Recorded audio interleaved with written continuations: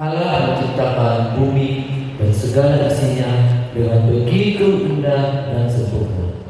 Ada cinta kasih Allah yang terwujud nyata dalam setiap ciptaannya itu. Marilah kita dengarkan liturgi yang pertama. Mazmur 104 ayat 24. Betapa banyak perbuatannya Tuhan, sekalian yang kau jadikan kebijaksanaan bumi penuh dengan ciri-ciri.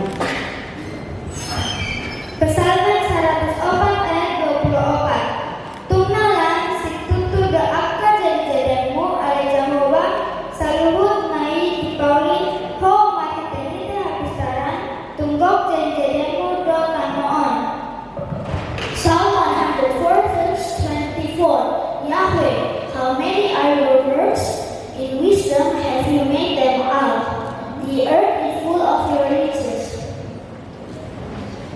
Mazmur 8 ayat 4 sampai 5. Jika aku melihat langitmu, buatan jarimu, bulan dan bintang-bintang yang kau tegakkan, apakah manusia sehingga engkau memindahkannya?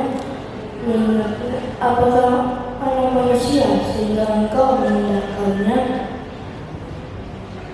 Psalm 8 verses 4 up to 5. When I consider heaven, the work of your fingers, the moon and stars, what which you have first considered? What is man that you think of? What is the son of man that you care for him? Mazmur 8 ayat 6 sampai 7. Namun engkau membuatnya hampir sama seperti Allah dan telah memahkotainya dengan kemuliaan dan hormat.